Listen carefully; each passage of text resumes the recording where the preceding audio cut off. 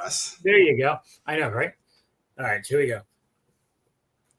Hey, welcome to Pop-Pop's LitRPG world. Of course, I am Pop-Pop, and today we are doing take 2 of the interview with TJ Lombardi, the author of Golem Master and a couple other series that he will talk about in a little bit.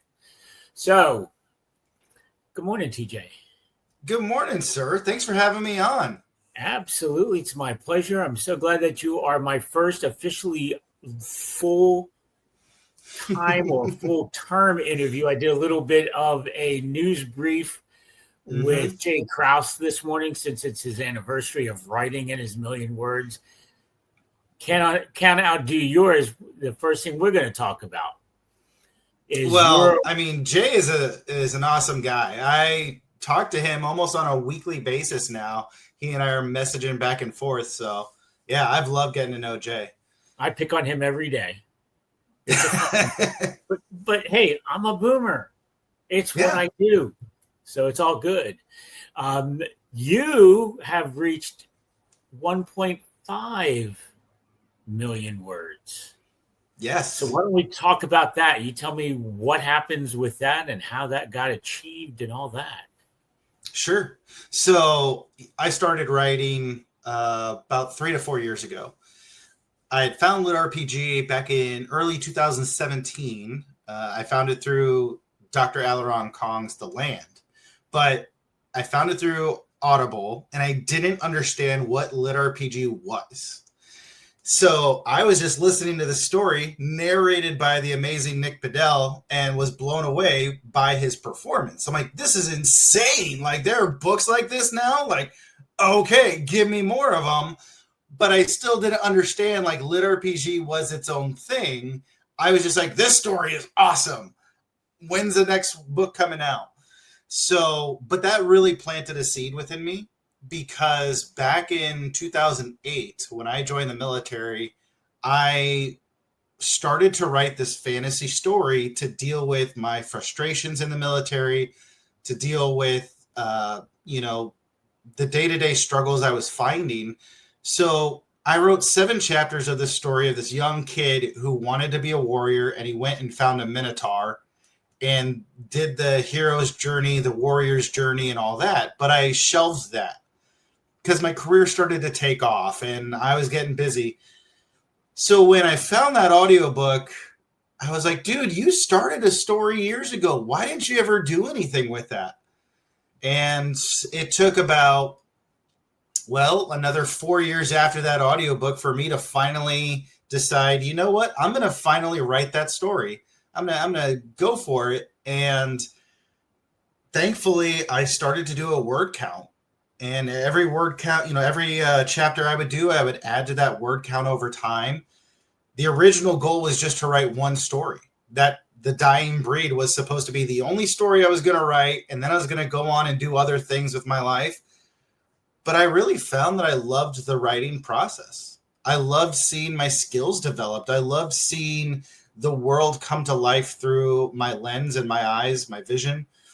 So I just stayed at it. And over the last 4 years, there's been so many times I've wanted to quit and give up. Even when you start to see like you're gaining more readers and you're more followers, people that just love your worlds, there are so many days where you just question whether or not it's worth it. And then you get to look at that total. And when you reflect back on it, you're like, dude, you wanted to give up at the 200,000 word mark. And now here you are at 1.5 million words. You've done, being a published author, whether it's indie or traditional, you're in a select category of people. Then when you make it to 2 published books, you're even a more select. Mm-hmm. The further you go, the more into a higher tier of people you reach. And so it's like, dude, you wanted to quit back then. Look at where you are today. And it's been a fun journey ever since. That's great. That is absolutely awesome. And now, so we are publishing Golem Master now. So yes, 2 books out, 1 book out, 2 books out. So 2 books are out right now. So book 1 right here, Golem Master. And And then book 2 is actually right there on the shelf. So yeah, those 2 books are out now. Audiobook for book 1 is out, which I was super blessed to get Daniel Wisniewski and Jessica Threet. I posted just Golem Master's cover one day on Facebook with an update of, hey, here's where we're at. Here's this. And Daniel privately messaged me and said, I don't care if you have a narrator already picked or not. I want to audition for this book, period. And I was like, you haven't even read it. Like, you don't even know what it's about, dude. And he's like, I don't care. I just want to audition for this book. And I was like, you know what? That means a lot to me as an author. I always love getting narrators who want to be just as much in love with your world as you are, where they care about it. They take ownership of it as well. So Daniel auditioned along with another narrator, and Daniel was picked. So book 1 is out on Audible as well, audiobook as well. We'll do recording for books 2, 3, and 4 coming in February 2026, June, and then about August timeframe. So book 3 is currently with editor. It's the longest book in the series. We should hopefully be done and have that published in January of 2026. And then I am 170,000 words into book 4. I was actually writing when he sent me the link to come in and join. So yeah, book 4 has been, it's a very hard shift. There's a lot of surprises in store for readers, and hopefully we'll finish up the series in either 5 or 6 books. Very good. So do you consider Golem Master, Golem. I used to call it Golems way back when, but that's actually, from Tolkien. Yeah. Golem Master, true crunchy lit RPG, or is it something else? What do you consider it to be? It's a creamy lit RPG. It's a soft lit RPG for 2 main reasons. One, I wanted to write the story where it could appeal to, you could give it to teens and above, kids and above. I wanted a story where a dad could be going on a camping trip or a fishing trip with his son, listening to the audiobook together, and they could spend some time like having fun, enjoying the world at the same time, and maybe bonding over it. So I needed a system that a kid could easily understand how it works. But I also wrote it as a way for new readers that are curious about the lit RPG genre to be exposed to it. And so I say that in the fact of, you don't get the standard lit RPG setup at the very beginning of book 1. There is a tier system for the golems and the Golem League. The magical system, you understand, is powered by runes harnessing essence energy that came through a rift portal. And so that's introduced in book 1. And then throughout the rest of the series, you start to get more lit RPG elements introduced. So things like a bag of holding, you'll understand. Things like portals, you'll start to understand. And then book 5 has got some other surprises.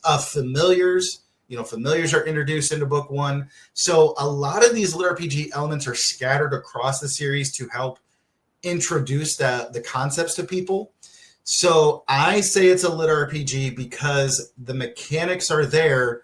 They're just introduced in a different way, and it's scattered across. So some readers are going to pick up book 1 and say it's not lit RPG, which I've definitely had.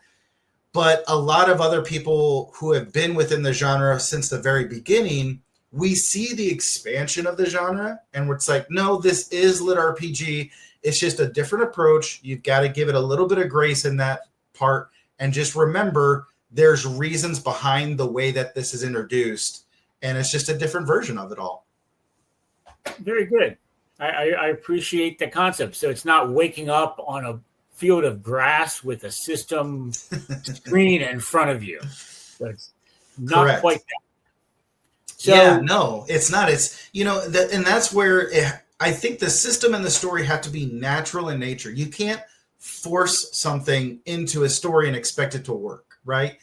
And so for me, you have this character that has grown up in this world. So 13 years ago, the Rift Wars started where demons came through and attacked. And now you have this young 16-year-old where he was 3 at the time. So he doesn't really remember much of those details, but his whole life growing up now has been throughout the rebuilding process of the apocalypse. And this entertainment venue and this world of, if a kid grew up watching football with grandpa and football with dad, all he's dreaming and desiring is being a football player. Well, for Pepper, he grew up seeing the Golem League, and that's all he knows. So he's already kind of understanding how the magical system is harnessed. And it's through his development of technology that you start to get these new aspects that you would see within a LitRPG story. Excellent. So one of the things that you do, and I think it's vital to your career, your writing jive. You do a weekly live show, more or less, on Facebook. I've watched it. I think a lot of people do watch it. Tell me about that. How did it come about? How does it help you? Why do you keep doing it? That's a great question. I think I ask myself that every week sometimes. Why am I doing this? So I started my career out in the military. When I was, 4 or 5 years old, my dad asked me, TJ, what do you want to be when you grow up? And I simply said, I want to be G.I. Joe. Like, I love the show. I love the cartoon. Like, I love the action figures. Like, G.I. Joe is the coolest thing ever. Like, I want to be G.I. Joe. And he didn't believe me. And he basically said I was stupid. So I was like, okay, that was a little shattering as a young kid to hear. But when I turned 16, my dad looked at me and said, TJ, I think the military is your only option at this point. And so, of course, I laughed. I was like, ha, I played the long game. I knew I would get you eventually. So I started out in the Air Force. I'm really glad that I did. I started out as a military police officer for the Air Force. And I did everything from nuclear security to F-15 security, training, armory, equipment. I did quite a bit, but in the midpoint of my military career, I did this thing called military training leader. It's a special duty where for 3 years, I was the individual that oversaw troops going through technical training. Now, Army, Marines, each branch does it differently. You go through basic training, and then you go to your technical training school to learn, I'm going to be an infantryman or a vehicle mechanic. So for me, the way the Air Force does it is our troops were going through space operations training and then nuclear missile maintenance. And so they would go to school every day, learn from their instructors, and then they would come back, and that's when I oversaw them. So I saw them in the morning and said good morning to them. I then caught them when they came back, and I did everything from daily briefings of what's going on in the dormitory to weekly mentorship sessions and life lessons, physical training, room inspections. I did a lot. And one of the hardest parts of being an NCO in that world was you fall in love with these troops. Like, you care about them. You hear their life stories. You understand their goals and aspirations. And you know how shitty some NCOs are in the military. And they're going to graduate and go into the big Air Force and have these hardships, have these struggles and obstacles. And I was like, I can't go with them and be with them to help them when they hit these roadblocks. So I just told myself, dude, you have a very small window of time. I had some troops that were with me for 6 months. I had some troops with me for about 3 months. And so, okay, well, they went through basic training, so they know our core values are integrity first, service before self, excellence in all you do. But I now am the person who needs to help them understand how to incorporate that into their daily life, how to comprehend what those core values mean. But I also want to build up this mentality of resilience and grit and motivation for themselves. So my one boss, he hated me for it. Like, I truly had a supervisor there who who hated what I was trying to do. And so he hated the fact that the troops loved me. So he constantly was moving my schedule around. He's like, how can I mess with Lombardi so that he doesn't get a lot of time with the troops? So he threw me on morning shift for a while. So he's like, oh, he only has limited time. Like, the troops won't like that. So I remember this one day, Pop. We're at Vandenberg Space Force Base, which Vandenberg is 39 miles of coastline on the California coast.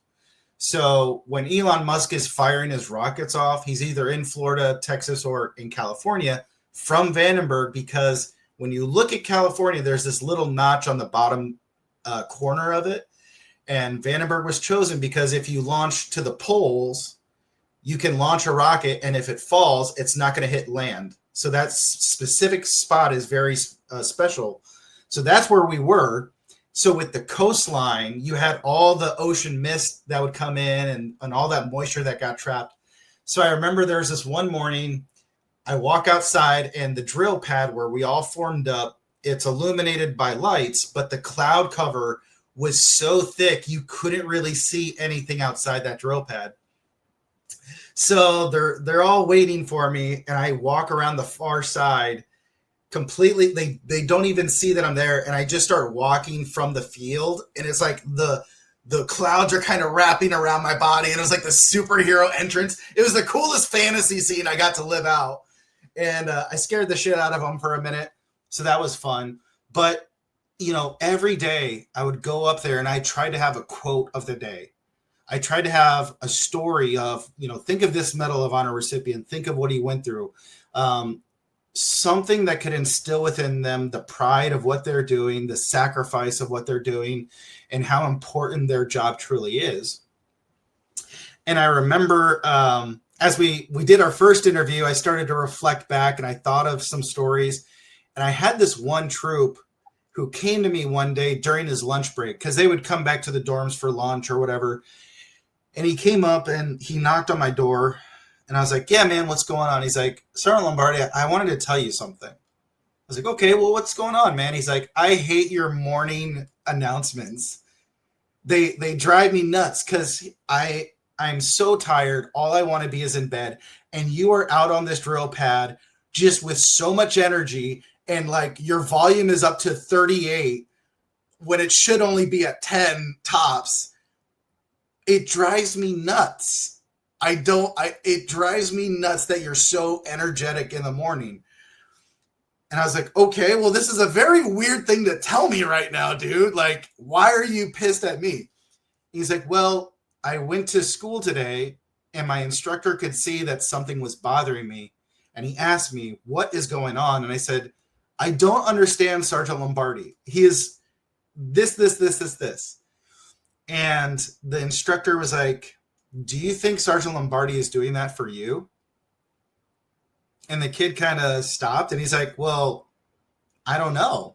And he's like, though you don't need that encouragement and motivation, there's at least one soldier, one troop that's out there on that drill pad who doesn't want to be there, and it's Sergeant Lombardi who's just getting him to go day by day. That's all TJ's trying to do. And his eyes kind of grew wide. And he's like, once I realized that, I was like, you know what? That's pretty cool, because none of the other MTLs do this. None of the other sergeants do this.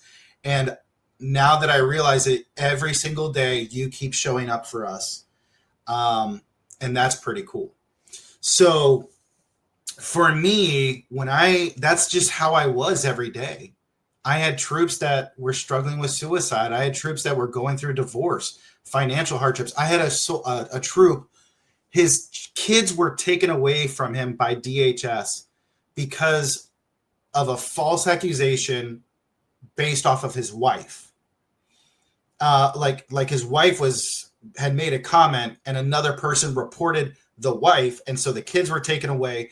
This dude is just in shambles, and I'm like, every day reaching out to this guy, like checking in, what do you need help with, da da da da.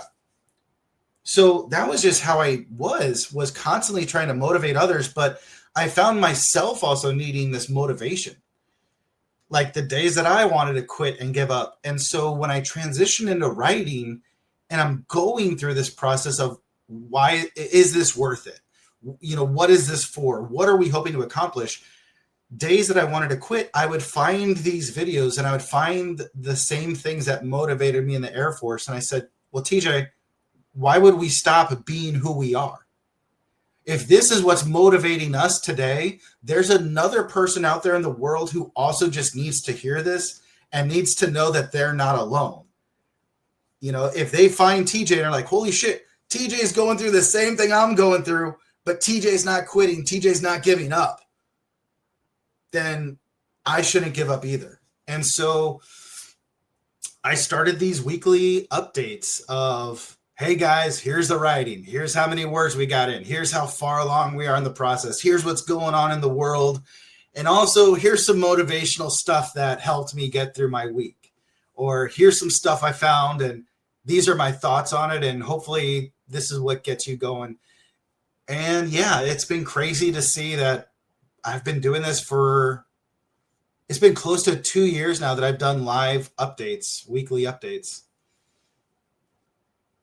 That's pretty amazing that you just continue to do it. You continue to grow. Basically, you're helping yourself, but you're helping others as well. A few weeks ago, I watched one of those live sessions, and you were talking about some struggles that you were having. You are an indie publisher. Yep. So you are mightily dependent upon Amazon, since that's the big deal in town. And you had some issues with some review scores or review ratings. Have you overcome the difficulties that you had with that? Are you going to be able to persevere and grow those scores if you have to? What's the status of that? How have you come over or recovered from that? Yeah. So Amazon, okay. We'll take you from the heights and make it a little bit harder for you. Sorry about that. No, you're fine. I'm just trying to think of how I really want to approach this. So I think when I look back at where I started and how I started writing, there's definitely some things that I would have completely done differently, a different approach. And I think a lot of authors need to understand, like, there's so much more than writing that they are going to have to tackle if they choose to go this route. I had actually started trying to go the traditional route, and I tried to query some agents, and I just kept getting rejections. And after about 10 rejections, I'm like, why am I doing this? You know, it could take you anywhere from 1 year to 3 years to even get an agent who's willing to pick up your book. And then from that process, it's a good 3 years that author may have to wait before their books ever make it onto a bookshelf. So, you know, if you go the traditional route, you could easily be waiting 4 to 6 years for your book to be published.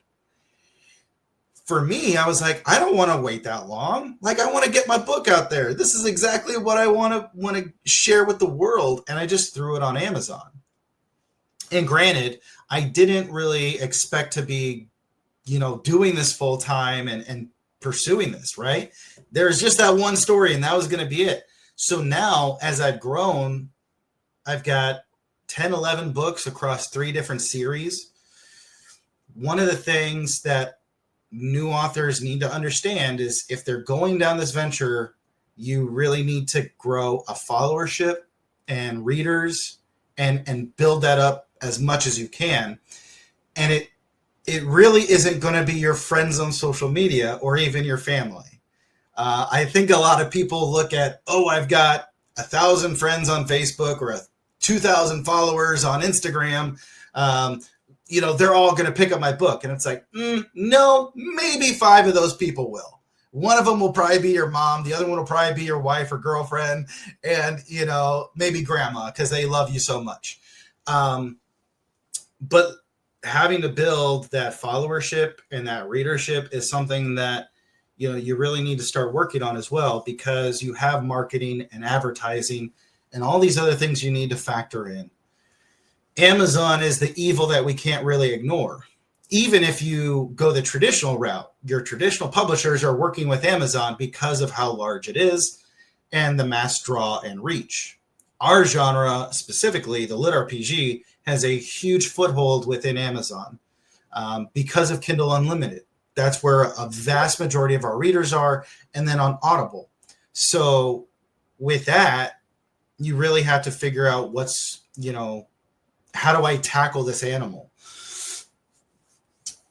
When it comes to the ratings and the rankings, it's very different from something like Spotify that I love to use, because for me as a listener on Spotify, if I don't like a song, I hit that minus button, that negative button, and it changes the algorithm for me personally, so that it knows, hey, TJ's not really caring for possibly the beat and tempo of this song or possibly this artist. So let's shift his algorithm so that he'll get more songs that he likes, and that will help him to keep listening. Well, with the Amazon algorithm, when you give a low rating or a bad review, that is now impacting the algorithm for all of those readers that are of similar reading within the genre, and it can severely shift how many people see your book. If you get a low rating below a 3.5, you are no longer allowed to advertise on Amazon. Mm. So if you have someone who is ill-intended, like, someone who just doesn't like the fact that you're publishing a book within their same genre, if they get in there and instantly give you a negative review before anyone else gives you a positive review, that can severely impact your reach within the Amazon platform. So, unfortunately, it's a fact that though we have an amazing genre filled with an incredible community, there are still some bad actors out there, some people that just have ill intent. And that is something that you have to be ready for as an author. You have to be ready for the fact that some people are going to love your story. Other people are going to hate your story. And can you disassociate that them not loving the story is not an attack on you personally? That is just the way that some stories are, where people do or do not resonate with it. And then also, you're going to more than likely have the reviews where they do come after you personally, and they do attack you personally. And we just talked about Jay. He's such a wonderful human being. He messaged me yesterday like, dude, can you believe this? And he sent me one of those negative reviews, and I'm picking it apart, sentence by sentence. I'm like, this is bullshit. And even he is like, now that I've read it like 3 or 4 times, I'm starting to see like these personal attacks. Like, this is completely inappropriate, unprofessional. But that's unfortunately some of the things that you have to deal with as an author. You have these people that attack you. He's been dealing with it a lot over the year. I mean, there are just some issues in the books that people don't like. Yeah. That happens. But other than the fact that they're great books, people just don't like it, and they do go personal. And I don't understand that at all. So, right. And, at first, your natural instinct as an author, because this is so personal to you, you get that negative review, you want to like reach out to that person. Like, you want to have a discussion, and it's like, wait a minute, how did you not get this? How did you see this? And, where did you interpret these things that you're reviewing on? You want to have that conversation, but you have to get to this point of just acknowledging the fact that more than likely you could talk this person's ear off for 10 years straight, and they're never going to change their mind. Their view of your story is their view of their story, and you have to accept that. At the same time, I got one review. It was a 3-star review, which, okay, fair. At the end of the day, that's still a good review. Like you enjoy it, right? And their review was very honest, very open, and it actually caused me to reflect and just say, TJ, they're not wrong. And yeah, we probably should go back and make some revisions to the book. And that's also part of the great thing about being an indie guy. I can go in and revise my book at any time. I can go in and change the covers at any time. I've got this freedom of operation, And so when you do get some of those honest reviews in, you know what? We probably should go back and make some revisions and changes. You just need to understand, though, at the end of the day, this is your story. And if you're going to constantly be changing or chasing the positive reviews or chasing like every single negative review and wanting to make changes to please everyone, you're never going to accomplish that. There's just some people who will love your book. There's some that won't. That's just the nature of the beast that you have to tackle. Very good. Now, you came out of the military, made the switch eventually into writing.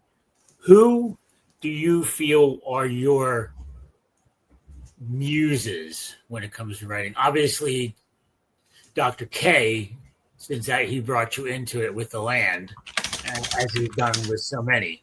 Who are your muses? Who keeps you going in our genre? Hands down, probably one of the biggest authors that I really look up to and inspire to be like in my writing is Brian Norton with Quest Academy. So I consider Brian an extremely close friend. And I remember the days when I was still writing in my first series. I was writing The Dying Breed. He had not even published Quest Academy yet. And it was almost a weekly or bi-weekly basis. We're doing a video chat and we're talking for 2 to 3 hours at a time. I absolutely love Brian to death. I love Quest Academy. It's probably my favorite series, honestly. And that guy's writing, it was so beautiful. And I love the way he captured his characters' emotions, their intentions, the dialogue. So when he came out with Quest Academy, he's like, holy shit, I wish I could write this beautifully. So another person that I really looked up to early on in my military career when I was at Vandenberg, his name was Nasty Nash. That was his call sign. He was one of the first 50 men to start Navy SEALs. Like Navy SEALs started, and he was one of the first 50 guys ever selected to be a Navy SEAL. And he climbed the ranks. And I got to spend some quality time with him at Vandenberg because he and I used to live a few doors down from one another. And so we would hang out and talk stories. And so he used to tell me, he said, TJ, the thing that makes the Navy SEALs special is how we approach things. Because I never looked at, Tom and said, I want to be better than Tom. I never looked at Jason and said, I want to be better than Jason. I looked at Tom as, dude, that guy is the best swimmer we have on the Navy SEAL team. How can I be just as good as Tom? And then Jason is the best marksman that we have. How can I be just as good as Jason? I never looked at it as I want to be better than these guys. I looked at it as I don't want to be the weak link in the group. And so I want to be just as good or try to be just as good as them. So for me, when I look at other authors in the genre, I look at people like Brian and I'm like, how can I write as beautifully as him? How can I continue to try to push myself to write characters as compelling as Brian does? I look at Matt Dinneman and every time Matt comes to do a signing in Portland, I try to get up there, try to give him a big hug and support him. And, he gets this little smile on his face when he sees me in the group. And I'm a fan of Dungeon Crawler Carl, but I am a super fan of Matt Dinneman, the man, because I love how humble he is. And so I look at him and I'm like, I hope I can always be as humble as Matt and always as generous as he is with his followers. I look at James Hunter and I love his action. One of my favorites. I love how immersive James can get in the depth of his worlds and the complexities of his systems. And yet he keeps it so easy to to flow into the action and the sequence of it all. And so I love like the vocabulary James uses in his books, his word usage, his choices. So I love that. Star Divers, Stephen Landry. I love how supportive Stephen Landry is of other authors. Why is this JD Glasscock? Like those guys are such huge fans of other authors and they continue to support other people. So I'm like, how can I continue to be like them? I'm trying to think here of some other, Alan Kong for building his community. You know, one of the main guys that helps set up Facebook groups and build it. Daniel Scheinhofen. DJ is such an incredible human being with a huge heart. That dude has given thousands of dollars away to some of his fans who are in need. At LitRPG Con, he's given away free shirts and everything was free. He's just given away because he loves his fans and supporters. And so for me, I look at that like, no matter what happens with my writing, can I continue to have a genuine heart like DJ does? So I look to a lot of the authors in the genre for inspiration, but I try to just continue to have my own voice, but I try to take the best qualities I can from them and put them at the forefront of my mind of like, no matter what happens, dude, you better keep trying to be like they are because they're the ones that built this genre and they're the ones that maintain this genre. And that's why our genre is awesome. And you're going to carry it forward. I'm going to do my best. I'm going to do my best, Pop. So we're gonna start to wind down a little bit, and one thing I do want to talk about a little bit more about the Golem Master. Now you have said about 5 books are ready. Is that going to be the end of the series? Is it going to be an ongoing series? Is it going to be like Shirtaloon that keeps going until it gets to 50? Or I know he's only at 13, but you know I can joke around. Yeah, he and Zogarth are really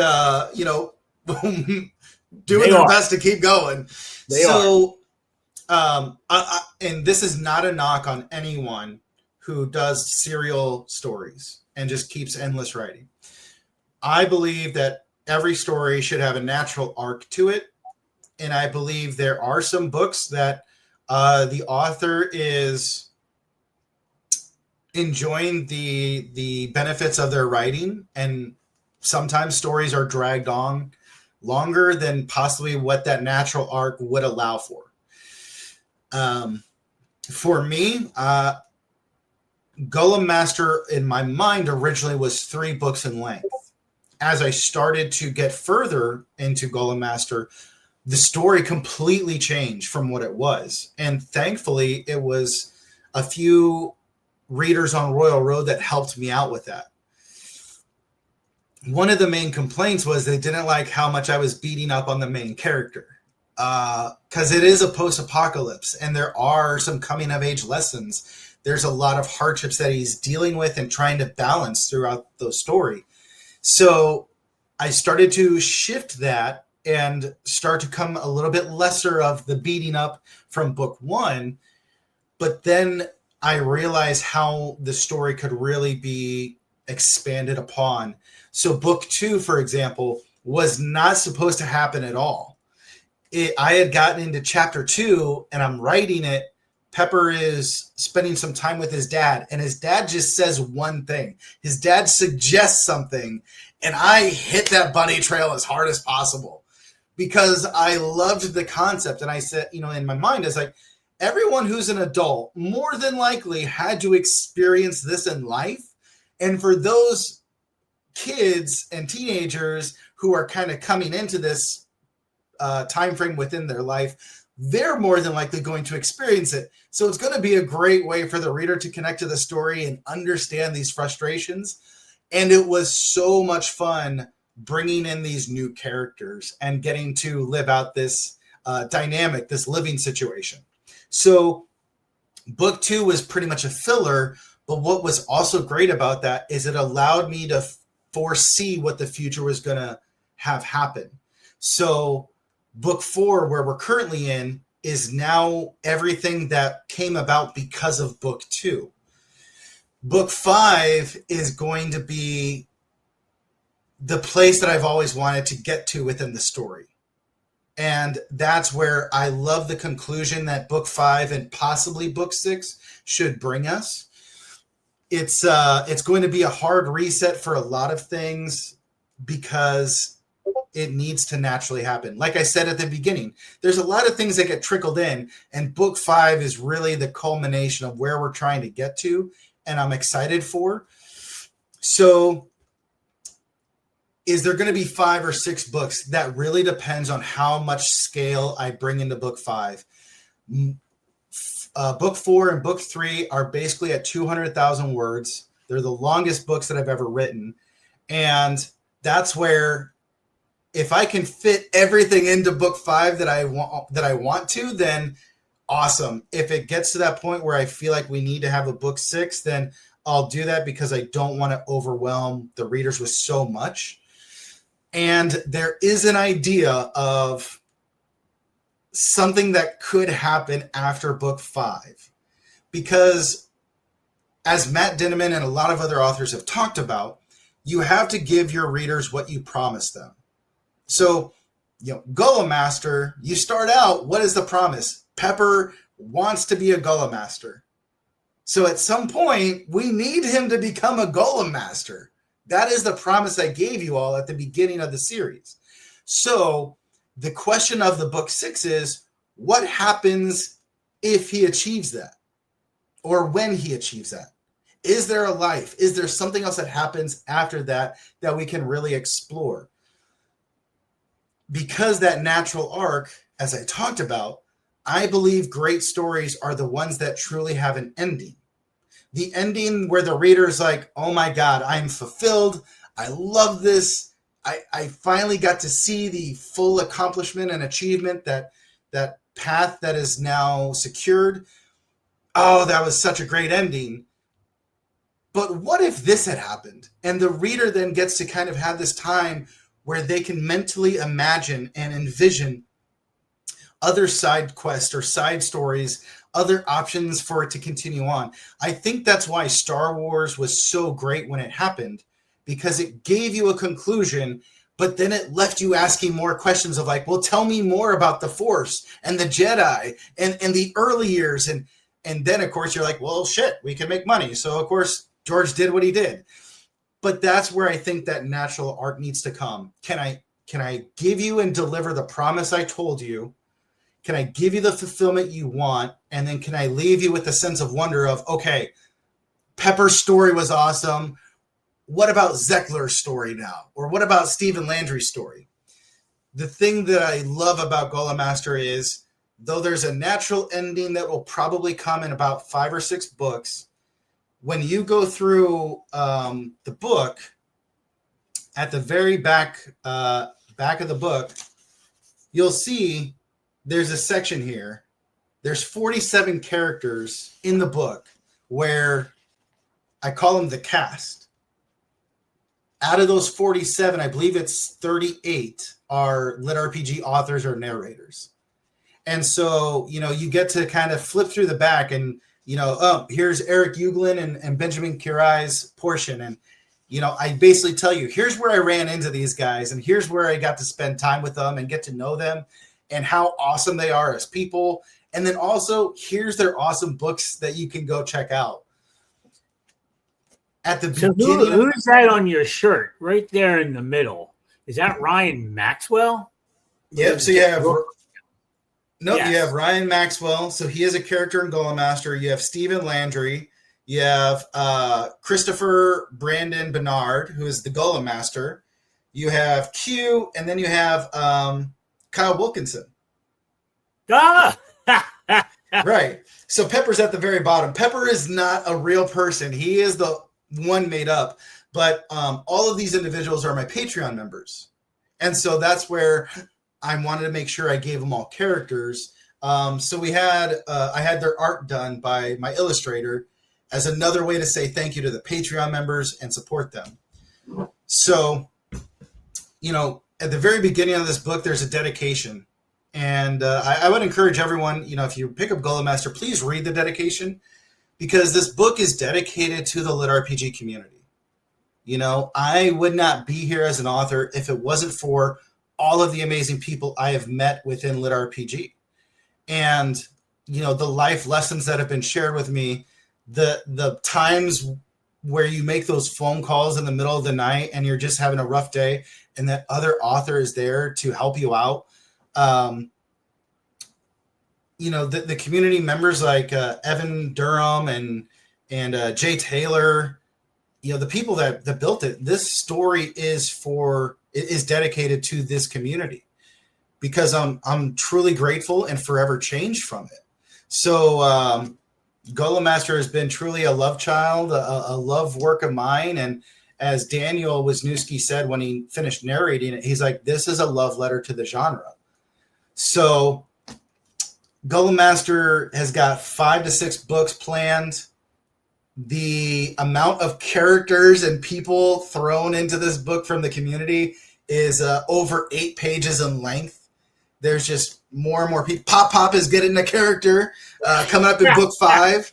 So I think you're going to be partnered up with Jack Fields, and I won't tell you any more. All right, don't surprise me. Yeah, so that's Golem Master in a nutshell, I think. I'm running out of things to say. How about you? I felt like it just kept rambling on, and I completely missed your question. I will tell you this much, and this is still being recorded. This is not going to be one interview. I think people will lose out if they decide not to listen to the entirety of this. I think it's going to be better to break it down a little bit. Sure. And I'm hoping that the way I ask the questions make it a little bit easier. I'll do a little bit of an intro. I think that there is a lot that you have said, because whenever you speak, you do speak from your heart. You don't just babble. You are a very enlightened person, and I really am very glad I got to meet you at LitRPG Con and right off, and we did hit it off relatively quickly. So I think I have to do a little bit of brain work and break down what you have said, because you've said a lot here today. It's just not a 10-minute pre-con update. There's a lot of soul spilling that you did today, and I'm going to work at that, and I'm going to try to present you properly. Oh, well, thanks, Pop. I'm going to have to go disappoint people and say I'm just not releasing it in a big, massive, bloated hour video. But that's life. Maybe I'll make it available, but I think there is a lot to be said, especially the Muse section. That was a lot of stuff there, and that can be bundled into a little thing and make all those people feel good, even Brian Norton. So. Yeah. There's there's a lot to be said there, man.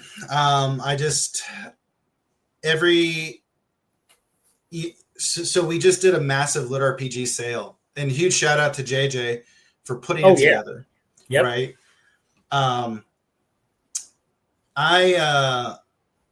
So I decided I'm going to give Golem Master away for free. That was going to be mine instead of the 99 cents. I want to do it for free. And I was able to give away 647 books within that sale. For me, I've actually reflected and prayed when I saw that number, when the sale was over, and I was like, you know what, God, I hope these 647 books can be a blessing to these people. And as an author, that is where I finally have come back to accepting where I am in the process of this path of writing.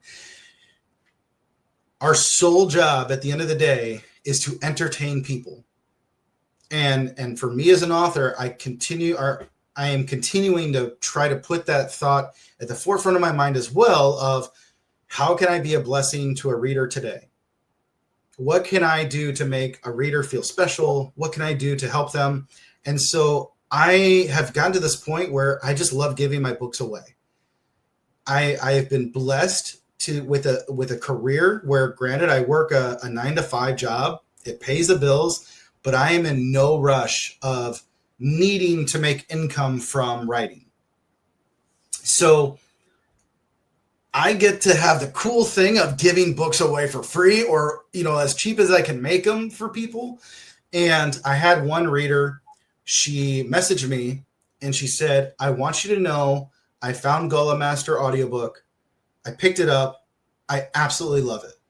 I love this story. I love your writing. And I have I have a really hard time reading books. It's extremely hard for me for a certain reason, but audiobooks is what I consume. I am so glad I found Golem Master. And just so you know, I'm going to pick up your other book, The Dying Breed, because I saw that you have those audiobooks as well. So at first I was a little alarmed because I'm like, ooh, those are two very different books. Like, I just need you to understand, like, nice and happy Pokemon, very brutally violent. So it meant the world to me, right? Here's a fan that absolutely loves my books so much she wants to pick up the other books. So I sat on it for about a day or two, and then I reached out to her and I said, hey, did you get a chance to pick up The Dying Breed yet? And she messaged back and she says, oh my gosh, I'm so sorry. No, I haven't. My Audible credit comes in this upcoming Friday, and that's when I'm going to pick it up. I'm sorry that I didn't pick it up yet. So at first, I'm interpreting that as she's feeling bad or embarrassed that she didn't buy the book yet when she said she would. And I messaged back, I'm like, nope, that is perfect, because here's a free code to get the book for free, just as a way to say thank you for getting Golem Master. And if you like The Dying Breed, you just let me know. You're getting book 2 for free as well. And she messaged back. She's like, I cannot tell you how much this means to me and how amazing this is, because I have never before had an author reach out to me and want to gift me their books. Like, this has never happened before. And I was like, well, this is just me saying thanks to you because you're awesome too. And I think some people need to understand, when you're coming into writing, there's actually a very huge percentage that you're not going to sell your book. Like, the chances that you are going to be able to put a book out and immediately become a full-time author is so small. That's the reality. So the question is, what are you going to do when that book does not sell? Are you going to quit and give up on the craft? Or are you going to keep writing no matter what and just continue to accept the fact that you're not going to be a full-time author? Another LitRPG author, he and I had a conversation the other day. He is also a full-time worker. His books, he has a very small group of fans. They're dedicated, they're devoted, but it's not enough for him to make that full-time transition. And he just said, TJ, I just love doing this for the craft and the skill. And if I have to work full-time, that's great. And I'm the same way. You know what? Yeah, dude, we're doing this because we love it. So when some aspiring authors are coming into this, just be prepared. You're going to spend a lot of money up front, more than likely, on your cover, your editing, possible advertising and marketing. And you may have to accept the fact that you're probably going to make only about $400 in your first year from all the sales and everything. Can you accept that? And, you may have to build this over a couple of years. When we start our careers, Pop, you had a career, right? You started out a long time ago. I had 16 years in the military. I've now done 2 years with a civilian position. Well, I'm starting out a whole new career now. I'm 4 years into it. If I started in 4 years of the military and I had the same obstacles, I was so passionate and confident, being a young buck who wouldn't accept defeat, I just continued to plow through those challenges. Well, now when you're 36 or 40 years old, when you run into those obstacles within those first 4 years, you're bringing with you a lot of life experience, and you're bringing with you a lot of concerns of this isn't taking off, and you're starting to doubt yourself. So what would 19-year-old TJ tell himself in this situation? Well, shit, let's just buckle down and keep charging up this mountain, and we're not going to give up. So you need to kind of have this mindset that you would when you're 19 of no matter what your challenges you face, you're not going to quit on this venture. So you just got to keep going and realize, yes, I'm 40 years old. Can I do this for 5 to 10 years before I start to really see an income or see this take off? But for 5 to 10 years, am I going to do this just to be a blessing to others? Am I going to do this to just love the art of crafting, or am I doing this to make money? Because those are two very different approaches, two very different realities, and there's no guarantee that the one is going to actually be fulfilled for you. And I think that's where we're going to end this part of the interview, the recording of it at least. And I am going to edit this, so I'm going to do my ending now. I'm learning how to edit. TJ, thanks for coming on my show today. Thanks for coming into my LitRPG world. I truly appreciate you being my first interview. I look forward to having you back in the future. Hopefully you'll... That'd be my third time. It would be. I'm the only author that's been interviewed twice by you, Pop-Up, the first and the second. Yeah, that's going to go into the legends of, the mists of legends and myth as to Did the first interview actually exist? See, we don't know. Forget about it, Oh, God. Why? It must be because I'm a boomer or something. Anyway, if you've liked this interview, and the interviews that it's going to become, make sure you like it and subscribe to my channel, Pop-Up's LitRPG Plus World. Come on back, and the biggest thing of all is stay off my damn lawn. Goodbye. All right, that's where we're going to end it with that. You want to say anything, like do a little blurb about it coming up, or you want to say anything else? Hey, Pop-Up's interviewing me or interviewed me. Keep an eye out for it, or some little ad. Right now? Yeah, right now. This will just be you.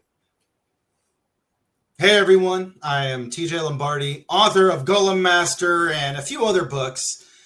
I am very blessed because this awesome guy right here, Pop, messaged me the other day and said, TJ, I'm starting this new podcast, and I don't know why, but I want your crazy ass to be on it as my first author. So here I am. We had a great time. We got an hour worth of awesome content. Pop grilled me for an hour on some really awesome questions, and I hope you guys will consider checking it out. But more importantly, be sure to follow, like, and share. Talk about this awesome guy, because he is exactly why our genre is awesome. It's because of the people who are passionate, who are genuine, and love connecting with one another and love enjoying these stories. So come share and hang out with Pop as he interviews me as number one for some reason, but way better authors coming up in the future. Awesome. All right. I don't know what happens when I end it here. So let's end recording. If I lose you, and we'll talk.